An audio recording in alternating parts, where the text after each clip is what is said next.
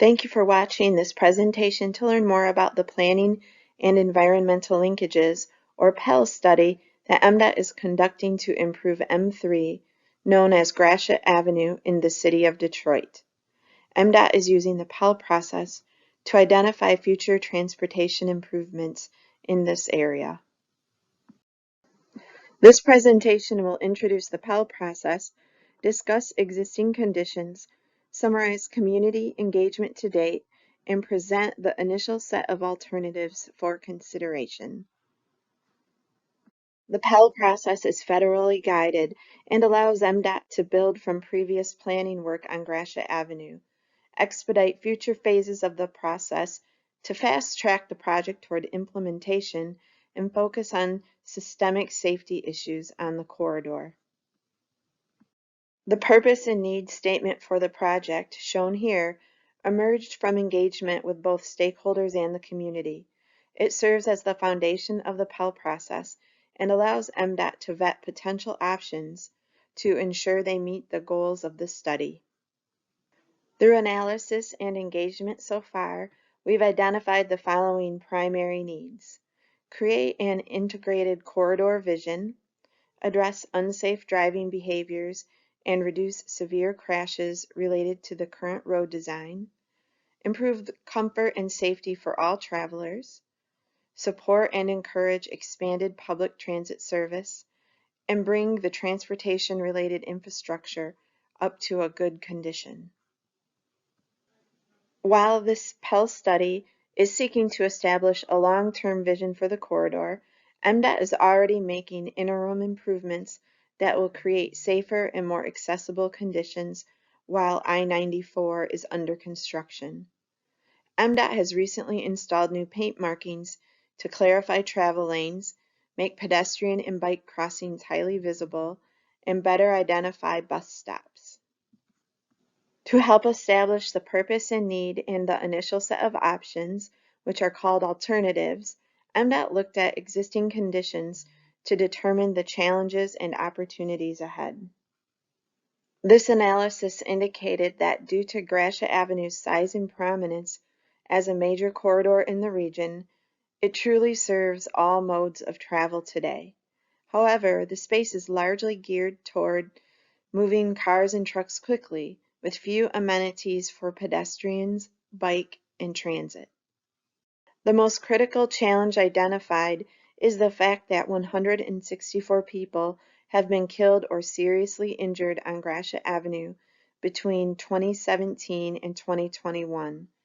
Preliminary data from the most recent few years indicates that Gratiot Avenue has continued to see crashes ending in fatalities or serious injuries. Addressing safety is the #1 priority. A critical component of the PEL process is to engage the community early and often to establish a strong connection between priorities and project outcomes. MDOT has hosted stakeholder meetings and attended community events to raise awareness and connect the community to our process. Additionally, MDOT created a custom street mix tool, which allows users to design their own street and submit their ideas to MDOT. Many submissions included a reduction of travel lanes and more space for pedestrians, bikes, and transit. The first step in evaluating options is to establish a series of alternatives. These 8 alternatives are meant to represent a series of potential ideas that can be used to address priorities along Gratiot Avenue. Ultimately, feedback and further analysis will help MDOT identify an acceptable alternative. Gratiot Avenue currently includes 3 lanes in each direction with a center turn lane, wide outside lane that doubles as on-street parking, and few amenities for pedestrians, bikes, and transit.